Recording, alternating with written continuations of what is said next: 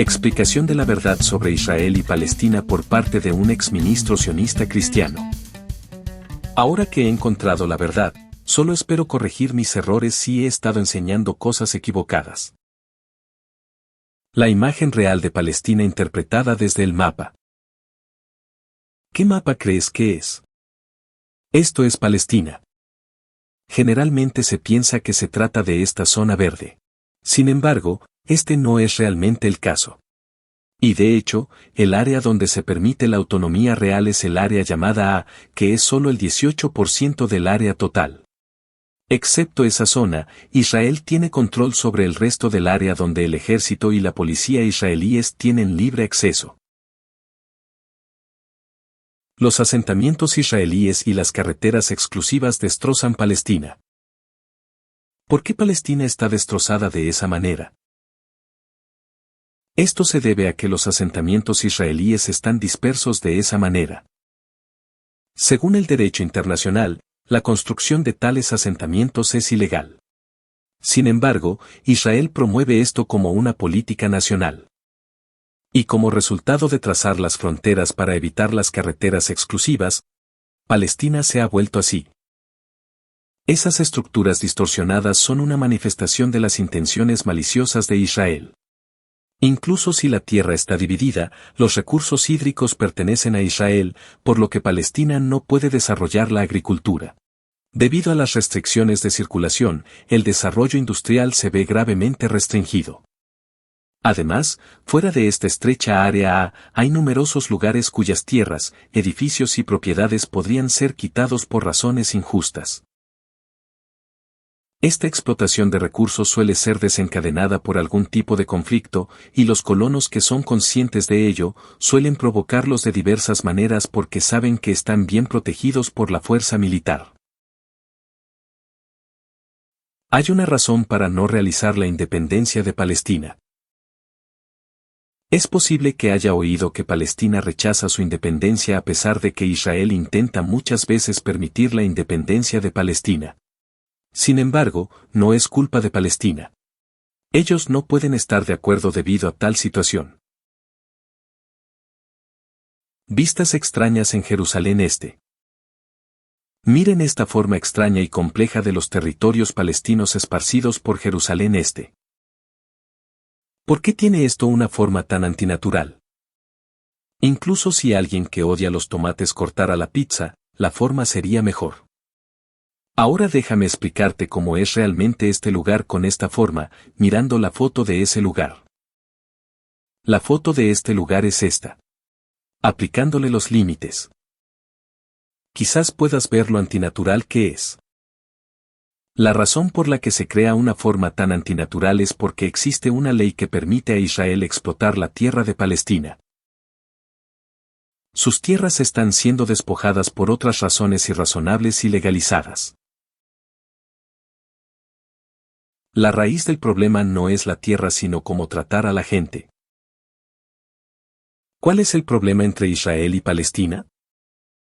Dicen que es un conflicto por la tierra, pero en realidad no es así. Si Israel simplemente quisiera ser dueño de la tierra después de ganar la guerra, el problema tal vez no habría sido tan grande. Originalmente no debería ser así, pero al menos hasta aproximadamente el momento de la fundación de Israel, la sociedad internacional toleraba que si un país ganaba una guerra, podría ocupar esa tierra y convertirla en su propio territorio. Entonces, esta vez, no hablaré sobre lo bueno o lo malo de eso. Y ese no es mi punto. Para poner el origen del problema en una palabra, la política de Israel es que quieren la tierra, pero no el pueblo. Normalmente cuando un país conquista otro país, los habitantes de esa tierra obtienen la ciudadanía del país conquistador. Sin embargo, existe una forma de conquista que no otorga la ciudadanía al pueblo conquistado, que se llama colonización y que hoy no es aprobada por la sociedad internacional. En la Guerra de los 6 días de 1967, Israel conquistó Cisjordania. Pero había una fuerte opinión pública dentro de Israel de que debían devolver Cisjordania a Jordania. Es natural, porque si conceden derechos civiles a los árabes que viven allí, el equilibrio demográfico evidentemente se destruirá y los judíos quedarán en una posición de desventaja.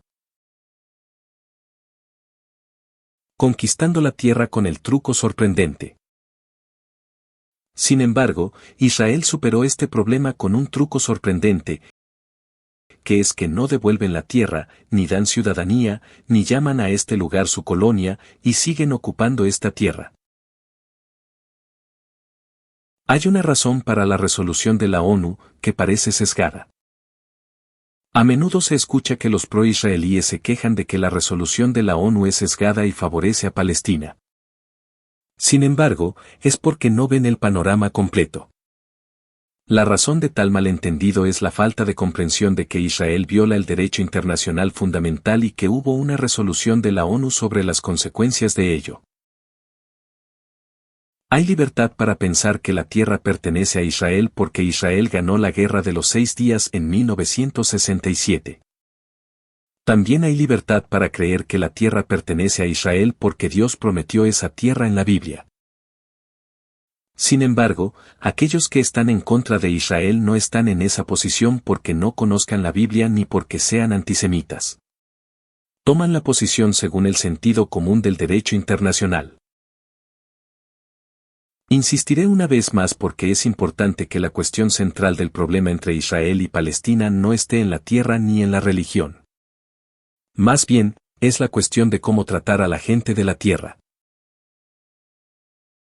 La creencia básica de que Israel es una nación para los judíos tiende a perturbar el juicio justo y a hacerles llevar a cabo una política tan inhumana que nunca imaginarían ni aplicarían en situaciones normales. Israel dice que el actual estado de ocupación de Cisjordania es inevitable por razones de seguridad nacional. Debido a que hay enemigos en los países vecinos, Israel se volverá extremadamente estrecho y será difícil defender el país si renuncian a esta tierra. Y dicen que la gente que vive en esa tierra le guarda rencor a Israel, por lo que Israel no puede aceptarlos como ciudadanos. Sin embargo, por otro lado, mientras continúe esa situación inestable, Israel podrá mantener su estatus actual indefinidamente. La solución de dos estados, en la que Palestina no sea completamente independiente, también es conveniente para Israel. De esa manera no tienen que preocuparse por las vidas del pueblo palestino y la ONU se ocupa de los refugiados. E Israel está esperando que la memoria de los males cometidos por Israel en su fundación desaparezca de los pueblos del mundo con el paso del tiempo. Y efectivamente, está sucediendo. Entonces, para saber qué es lo que realmente debemos hacer, debemos mirar antes de la fundación del país en 1948. Los falsos mitos sobre la independencia de Israel en 1948. Es posible que haya escuchado lo siguiente. 1. Hasta finales del siglo XIX casi nadie vivía en la tierra de Palestina y era desierto o pantanoso. Los judíos que se establecieron allí lo convirtieron en tierra de cultivo. 2. Israel intentó fundar la nación en paz según el territorio determinado por la resolución de la ONU, pero los árabes se opusieron. 3. Israel deseaba fundar una nación democrática donde coexistieran todos los grupos étnicos y trató de impedir que los árabes se fueran, pero se fueron solos. 4. Inmediatamente después de la declaración de independencia, los ejércitos árabes vinieron a atacar a Israel desde 4 direcciones al mismo tiempo. Por eso estalló la guerra de independencia. 5. Los judíos ganaron milagrosamente la guerra, aunque no tenían suficiente ejército. Sin embargo, todas estas cosas eran falsas. La tierra palestina que ha sido una zona agrícola a lo largo de la historia. En tierra palestina, el significado de la palabra Palestina es el lugar que incluye tanto el actual Israel como Palestina. Hasta 1948, ese lugar histórico se llamó así. A principios del siglo XX, era una zona agrícola llamada Palestina es un océano de trigo. De esta forma, existieron muchas zonas agrícolas de antaño, a excepción de las montañas y las zonas desérticas del sur. Por tanto, había muchos pueblos y aldeas. Los árabes solían vivir en esa tierra desde antes. En la propaganda de Israel se encuentra la siguiente declaración. Los árabes fueron los que vinieron a entrar a Palestina desde las zonas aledañas porque los judíos empezaron a vivir allí y había prosperidad económica. Sin embargo, eso no es correcto. Seguramente había gente que había estado viviendo allí. La tierra donde tres religiones convivieron en paz. En aquella tierra no había muchos, pero algunos judíos han vivido allí desde la antigüedad. Ahora se niega la hipótesis de que todos los judíos fueron exiliados de esta tierra después de la revuelta de Bar Kokhba y su fracaso en el siglo II. Muchos de los judíos que vivieron allí en el siglo I se convirtieron al cristianismo y después muchas personas se convirtieron al musulmán. En ese sentido, numerosos palestinos son exjudíos descendientes de Abraham, Isaac y Jacob. Eso significa que existieron judíos y cristianos que mantuvieron su fe y continuaron viviendo en Palestina. Esa era la tierra donde la mayoría de la gente era musulmana. Sin embargo, el pueblo convivió en paz. Mucha gente malinterpreta esto, pero no es cierto que los judíos y los musulmanes tuvieran conflictos constantes entre sí. En Palestina las tres religiones convivieron en paz durante muchos años. 2. El acto imprudente de Israel, que ignoró la resolución de la ONU. El plan de partición de Palestina de las Naciones Unidas y el acto imprudente de Israel. El Imperio Otomano perdió poder sobre la región después de la Primera Guerra Mundial, y se convirtió en territorio bajo mandato de Inglaterra. El problema comenzó a aparecer en el siglo XX cuando los colonos judíos aumentaron gradualmente. La razón principal por la que los árabes sintieron una gran amenaza no fue porque los judíos fueran simplemente inmigrantes, sino porque los árabes descubrieron que los judíos tenían el propósito de fundar una nación para los judíos. A causa de esto, hubo disputas entre judíos y árabes en varios lugares. En cuanto a la población, había más árabes. Sin embargo, Inglaterra tenía un control estricto sobre los disturbios de los árabes, pero Inglaterra fue indulgente con los judíos. Como resultado, la principal potencia militar de Palestina había perdido su fuerza para 1948. De todas las cosas, estalló un incidente inesperado. Los judíos comenzaron a realizar ataques terroristas contra Inglaterra. Uno de los incidentes más famosos fue el atentado con bomba en el Hotel King David, donde hubo 91 muertes en 1946, que fue considerado el mayor ataque terrorista del siglo XX. Los judíos repitieron los ataques terroristas para insistir en sus demandas a Inglaterra. De hecho, Inglaterra consideró que la situación estaba fuera de su control. Luego dejaron la solución del problema palestino a las Naciones Unidas. Después de eso, decidieron que Palestina debía ser separada para judíos y árabes.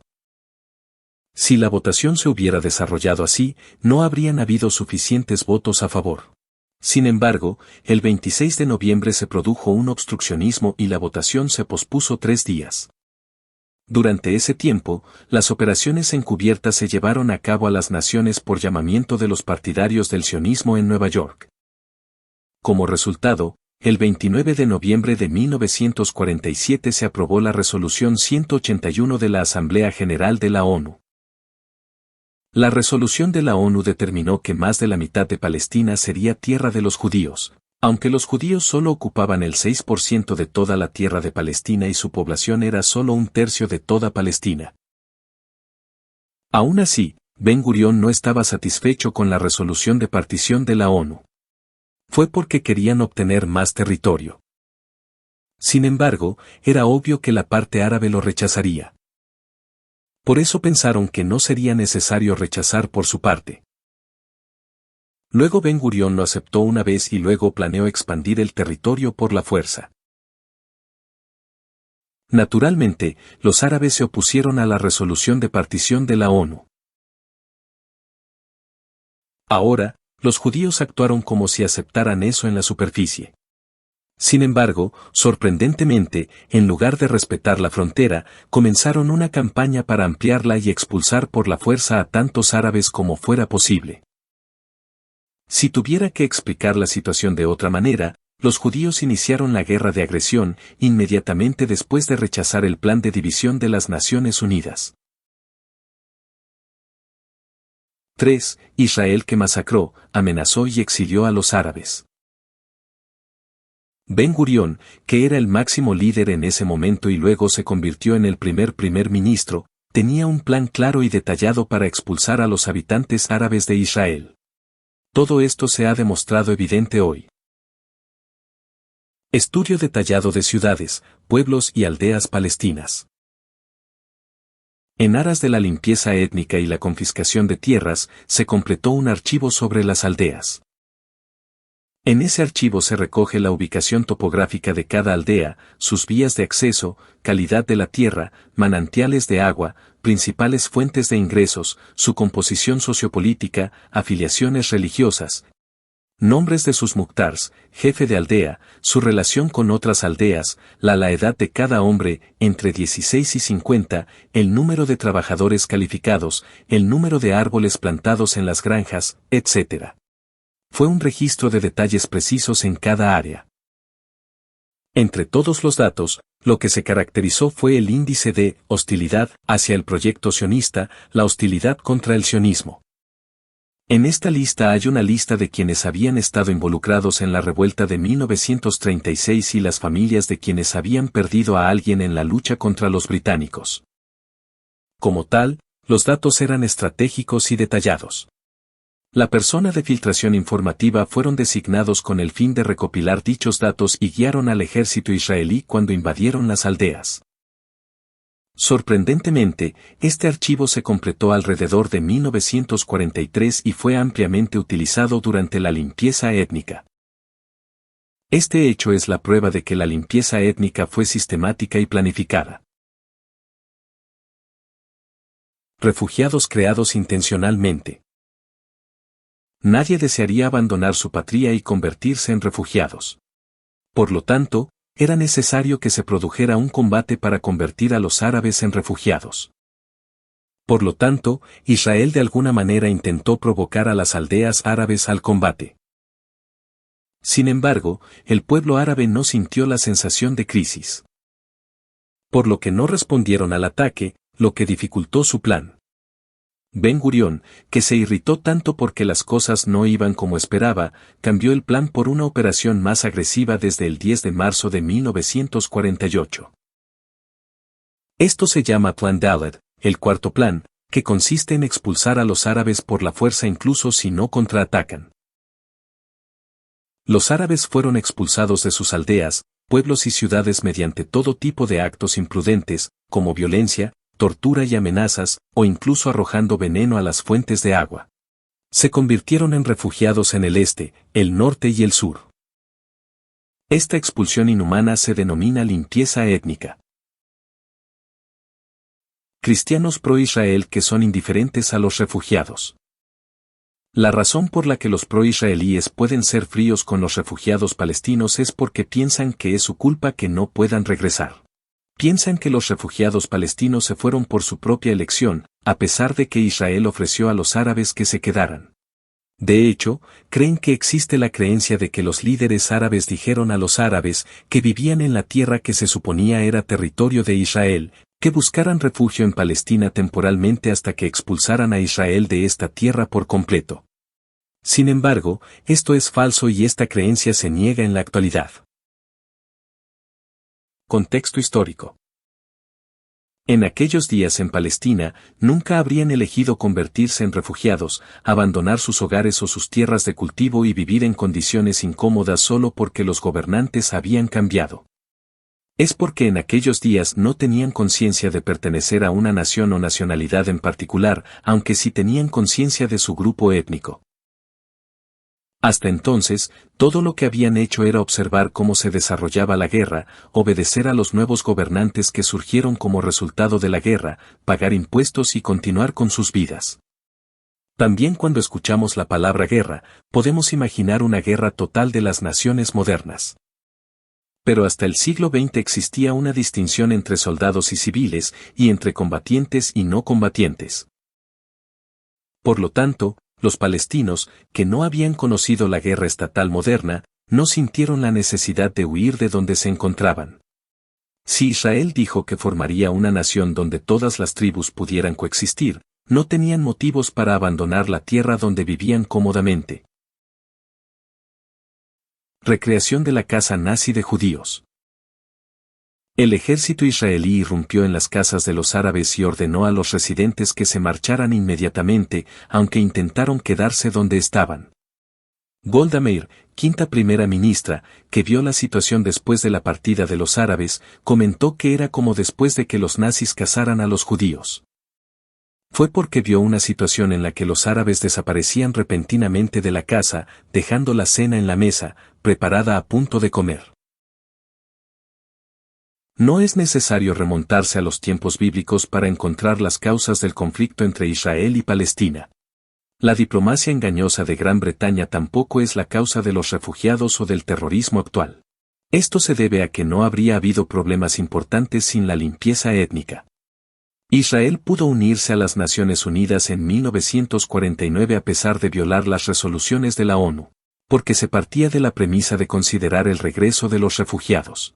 Por lo tanto, se creó la UNRWA y los refugiados palestinos fueron tratados por separado de otros refugiados. Por lo tanto, los refugiados palestinos tenían la esperanza de poder regresar pronto a su patria en ese momento. Hay opiniones de que es extraño que los refugiados palestinos hereden el estatus de refugiados, pero debemos entender que esto tiene un trasfondo histórico. La masacre como evidencia evidente del incumplimiento de la resolución de la ONU. Hay un incidente a destacar, la masacre de Deir Yassin en el oeste de Jerusalén. En este lugar fueron masacradas al menos más de 100 personas. Respecto a este incidente, cabe señalar 3 hechos. Una es que esta masacre ocurrió más de un mes antes de que Israel declarara su independencia el 14 de mayo de 1948. En segundo lugar, esa aldea estaba a 20 kilómetros de la frontera de Israel, que estaba determinada por el plan de partición de la ONU. Ya es bastante sorprendente que la invasión de Israel hubiera avanzado tan lejos, incluso un mes antes de la declaración de independencia. Esta fecha y la relación posicional son la prueba irrefutable de que Israel no aspiraba a la independencia pacíficamente según la resolución de la ONU.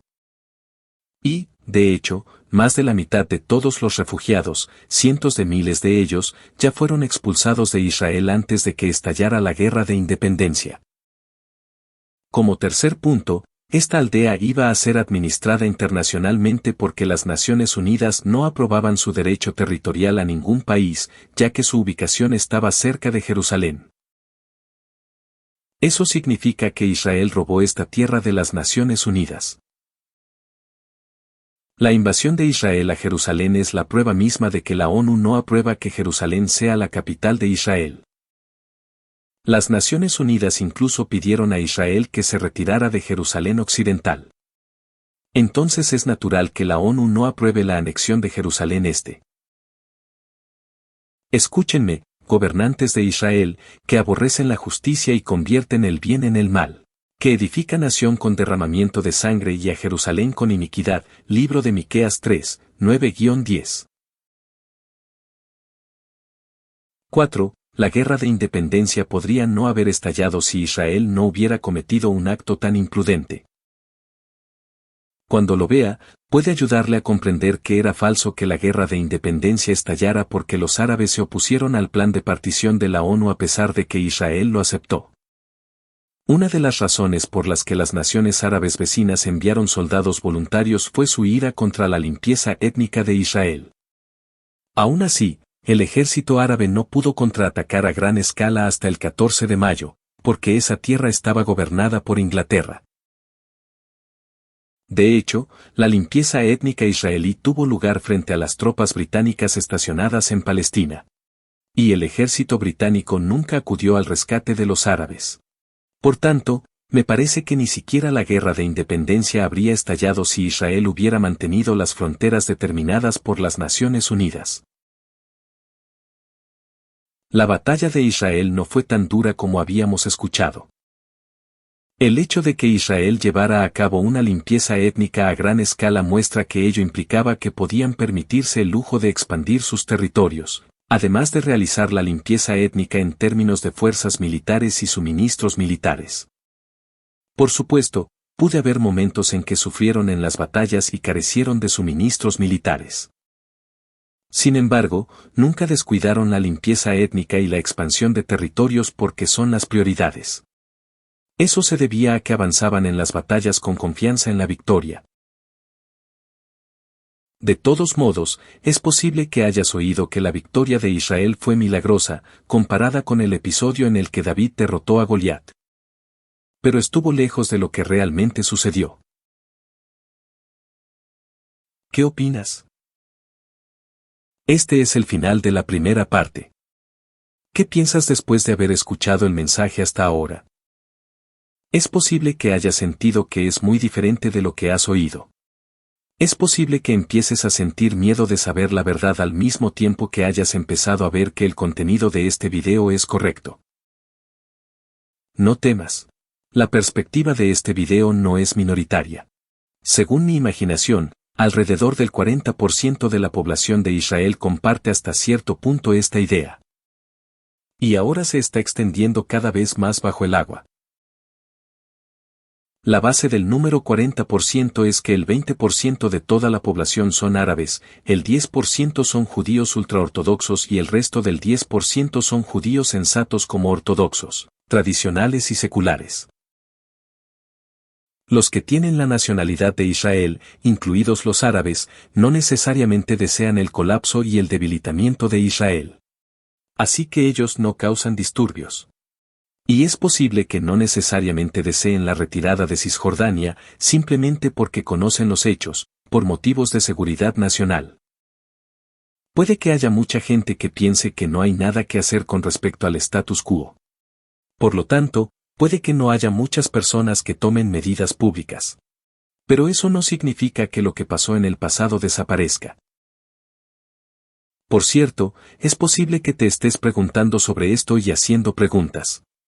¿Los judíos ultraortodoxos comparten la misma perspectiva? Son considerados por mucha gente como los típicos judíos, debido a su apariencia única en total negro. De hecho, son antisionistas, tradicionalmente hablando. Por supuesto, hay algunos judíos ultraortodoxos en esa posición y que complacen la política gubernamental. Sin embargo, esto es solo un compromiso basado en la realidad, dando prioridad a la mejora de su entorno religioso. Esto queda claro por el hecho de que la mayoría de los judíos ultraortodoxos que viven en el extranjero no complacen al sionismo. Y dicen esto: el sionismo no es judaísmo. La razón original por la que nació un grupo ultraortodoxo en el siglo XVIII fue resistir la secularización de los judíos. El sionismo judío fue originalmente un movimiento ateo. También tenía el aspecto de un movimiento socialista. Además, la Federación Sionista Alemana tenía una relación con la Alemania nazi. Esto se llamó Acuerdo de Avara, que se firmó en 1933 como parte de la estrategia de Alemania para evitar sanciones económicas después de la Primera Guerra Mundial. Y la relación continuó hasta 1939. Por lo tanto, tal movimiento fue difícil de aceptar para los judíos ultraortodoxos. Para ellos, es una blasfemia contra Dios, construir una nación de Israel sin ningún medio, solo porque Dios lo prometió, lo cual es como Abraham dando a luz a través de la esclava Agar para obtener un hijo. Hasta ahora he estado trabajando como ministro del sionismo cristiano para la edificación de Israel. Aunque Israel era una nación secular, creía que edificar esta nación ayudaría a que el Israel espiritual fuera completo en el futuro. Es por el siguiente versículo 1 Corintios 15, 44. Se siembra cuerpo natural, resucita cuerpo espiritual. Por lo tanto, no pensé que sería un problema grave que Israel fuera fundado por la fuerza humana. ¿Dónde está el apoyo en el Nuevo Testamento? Había una pregunta en mi mente. La mayoría de los versículos citados en la Biblia eran del Antiguo Testamento. Además, descubrí que casi no podía encontrar los versículos en el Nuevo Testamento sobre la reconstrucción de la nación de Israel. Por supuesto, no es que no los haya, pero son muy pocos en comparación con el Antiguo Testamento. El Nuevo Testamento es considerado como una luz de revelación sobre el Antiguo Testamento. Por eso las cosas suelen estar escritas más claramente en el Nuevo Testamento. Entonces parece fuera de equilibrio. El Nuevo Testamento es bastante negativo hacia la Jerusalén actual. Gálatas 4, 23-26 dice: Pero el hijo de la esclava nació según la carne, y el hijo de la libre, mediante la promesa. Esto es hablando alegóricamente, pues estas mujeres son dos pactos. Uno que viene del monte Sinaí dando a luz hijos que serán esclavos, ella es Agar. Ahora bien, esta Agar es el monte Sinaí en Arabia y ahora, esta Agar es una esclava que simbólicamente representa el monte Sinaí en Arabia y las cosas de la carne. Dado que el monte Sinaí aparece como un símbolo de la ley, pensé, por el desarrollo de la historia, que Jerusalén se presentaría más tarde como símbolo de la promesa. Sin embargo, no fue el caso. En el capítulo 4 versículo 25. Y corresponde a la actual Jerusalén, pues está esclavizada con sus hijos. Desde la perspectiva de Dios, la Jerusalén actual es el monte Sinaí y una esclava.